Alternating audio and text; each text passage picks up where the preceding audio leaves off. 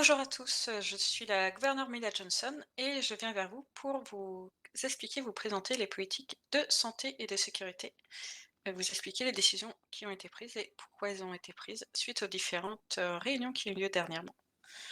On va commencer par la politique de santé. En ouverture, je tiens à dire que la situation actuelle des services de santé nous satisfait totalement. Nous apprécions énormément la façon dont les choses fonctionnent et nous voulons vraiment maintenir cette dynamique. Dans notre politique de santé, nous avons 4 points. Le premier point, c'est la poursuite des campagnes de prévention et de sensibilisation. Comme ce qui est fait actuellement, il est important pour nous de continuer à informer, de toute la population sur les différentes choses à mettre en œuvre pour aider les services de santé, pour, comment se comporter, dans chaque situation et sensibiliser sur les différents besoins de santé. Heu, le deuxième point, c'est la coordination du travail avec les forces de l'ordre. Là encore, nous souhaitons surtout un maintien des procédures qui sont mises en œuvre, de la coordination qui est très efficace entre les forces de l'ordre et les services de santé, notamment sur les zones d'intervention. Le but est de maintenir un travail optimal pour les médecins et évidemment de aussi les garder un maximum en sécurité dans ces conditions, difficiles. Le troisième point, c'est le soutien des services de santé entre eux dans des situations d'urgence ou en cas de manque d'effectifs, par exemple.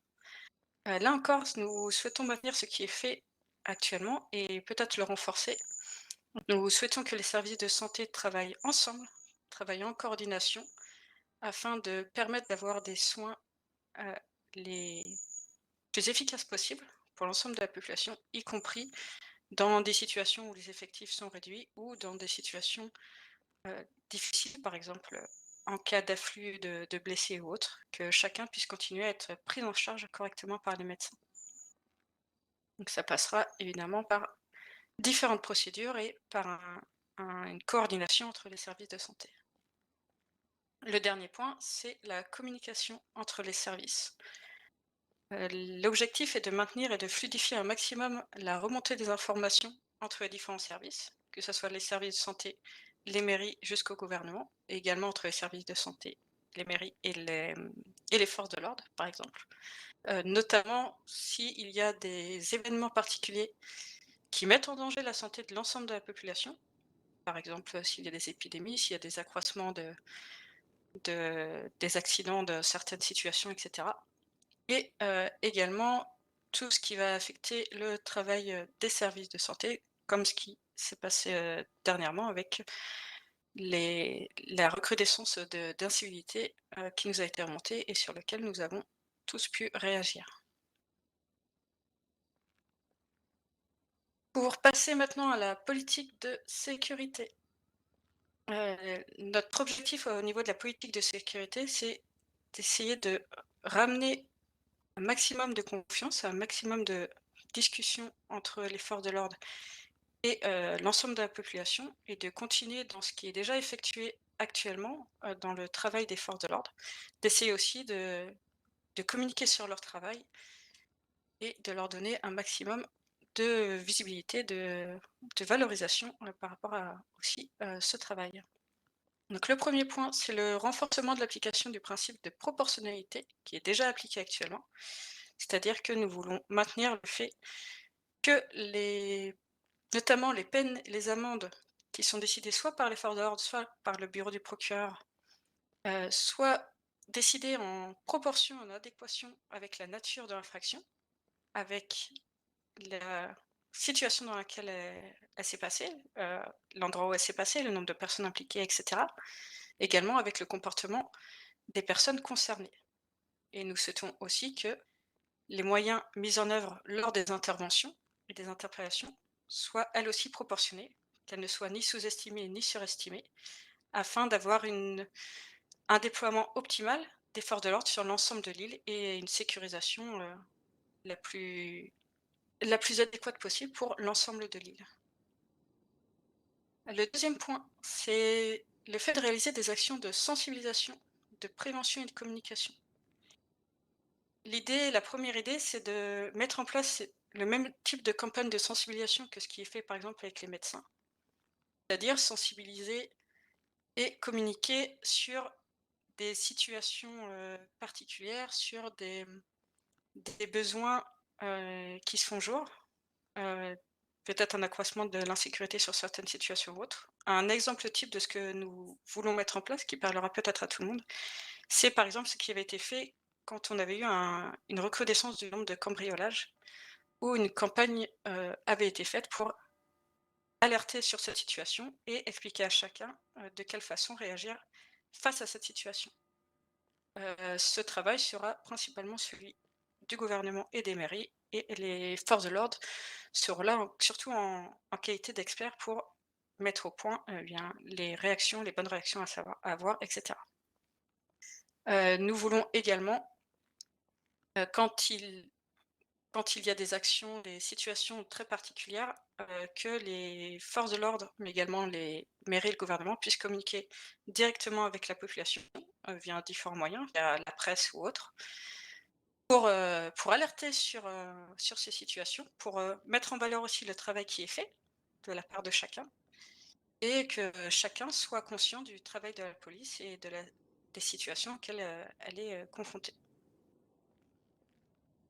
Le troisième point concerne les patrouilles dans les zones de travail.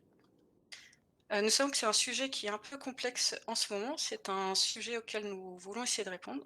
Nous avons conscience que aujourd'hui, le travail des forces de l'ordre est différent de celui qui était le leur il y a quelques semaines. Ils ont plus d'interventions, ils ont énormément de travail, et il devient plus complexe pour eux de passer régulièrement en suppléante comme ils le faisaient par le passé. Donc nous souhaitons rétablir une communication entre les forces de l'ordre et la population. Nous souhaitons aussi, même si il n'est pas possible pour les forces de l'ordre de passer, discuter ou autre, au moins de renforcer les patrouilles pour améliorer la sécurité, des personnes sur place, quand cela est possible pour eux, quand ils ne sont pas sur des situations d'urgence. Et un autre travail qu'on veut mettre en place et qui nous concernera nous et les mairies, et pas uniquement les forces de l'ordre, c'est aussi justement de clarifier cette situation, que chacun comprenne clairement dans quelle situation les forces de l'ordre peuvent intervenir ou non, peuvent venir discuter ou non, et pour quelles raisons ces choix sont faits. Donc c'est un travail conjoint entre les services de l'État et les services des forces de l'ordre.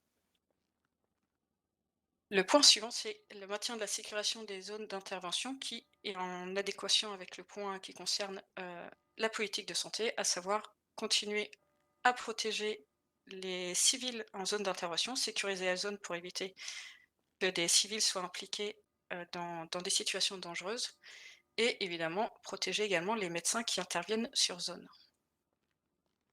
Point suivant, c'est de sanctionner les actions criminelles sur les zones denses et notamment à proximité des hôpitaux. Ce point répond aux situations récentes où on a eu un accroissement des violences à proximité des hôpitaux, notamment des fusillades, et c'est en réaction à cette situation que nous avons pris cette décision, d'avoir des sanctions qui soient plus fermes face à ces situations qui ne sont pas tolérables de notre point de vue, heu, dans une optique de que ces situations, eh bien, n'arrivent plus. Et le dernier point, c'est la lutte contre les trafics. Nous estimons qu'il est essentiel de lutter directement contre les trafics, de lutter directement contre ce qui est à l'origine, heu, de la criminalité et des différents problèmes qui peuvent exister en ville, et nous voulons appuyer le travail des bureaux d'enquête, avoir une coopération entre les différents bureaux d'enquête pour, essayer d'avoir des enquêtes qui soient le plus efficaces possible et de permettre, d'agir réellement contre ces trafics. Nous voulons prioriser dans ce cadre-là les trafics qui sont responsables des montées de violence, que ça soit envers la population, envers les forces de l'ordre, afin, eh bien, de pouvoir intervenir efficacement et de ne pas être dans la réaction, mais de pouvoir limiter leur impact. Et c'est tout pour la politique de sécurité. Pour conclure sur ces 2 politiques, il est important pour nous de rappeler que les 2, que ce soit la politique de santé ou de sécurité, sont évolutives, elles peuvent être modifiées dans le temps si des situations arrivent et que des mesures sont nécessaires à prendre, qu'il est nécessaire de changer des choses, de mettre des nouvelles choses en place ou inversement, d'alléger peut-être certaines choses. Nous le ferons, il n'y a pas de souci. Mais pour l'instant, les politiques sont, comme telles. Encore une fois, elles sont évolutives et vouées à changer au cours de notre mandat en fonction des actions qui seront nécessaires. Et merci à tous. Et merci pour cette conférence, nous expliquant un peu plus tous les points concernant la politique de santé et de sécurité de cette île désormais.